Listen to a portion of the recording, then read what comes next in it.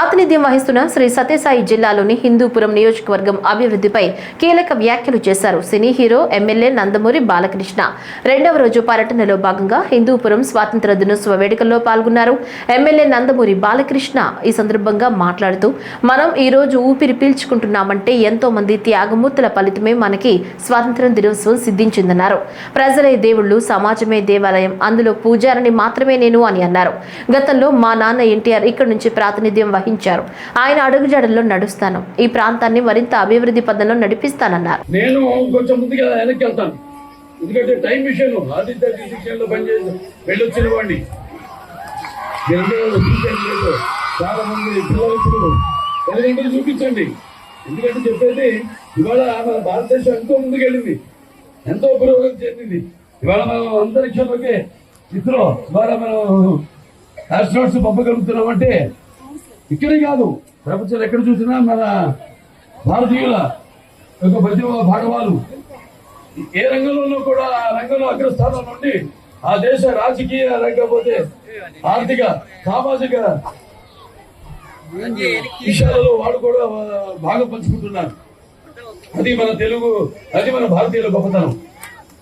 సరే, ఇక ముందు హిందూపురిని సువర్ణాక్షరాలతో చరిత్రలో లిఖించబడిన చేసిన మహానుభావుడు కల్లూరి సుబ్బారావు గారు. మౌలానా అబ్దుల్ కలాం ఆజాద్ గారు, ఆయన ఒక మహా స్వాతంత్ర సమర యోధుడు. ఈ భారత స్వాతంత్ర సమరోద్యమంలో పాల్గొన్న మహానుభావుడు ఆయన. అక్కడ కేంద్రంలో కూడా ఎన్నో పదవులు అలంకరించారంటే దానికి కారణం ఒక ఎన్టీఆర్ అని గుర్తుపెట్టుకోవాలి. భారతదేశంలో ఆయన రాజకీయాలు రాకముందు ఆయన మరి ఆనాడు ప్రధానమంత్రిగా పోటీ చేసిన పివి నరసింహారావు గారు నంద్యాల నుంచి ఆయన పోటీ చేస్తే ఆయన మన పోటీ పెట్టుకోవడానికి మన తెలుగు వాడికి ప్రధానమంత్రి కావాలి అని ఆనాడు అత్యధికమైన మెజారిటీతో పివి నరసింహారావుని గెలిపించిన మహానుభావుడు నందమూరి తారక రామారావు గారు.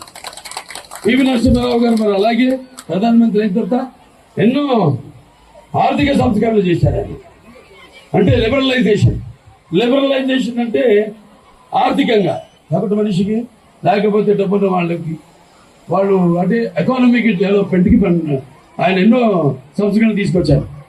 కానీ ఎన్టీఆర్ తెలుగుదేశం పార్టీ స్థాపించి ప్రజల దేవుడు సమాజమే దేమో,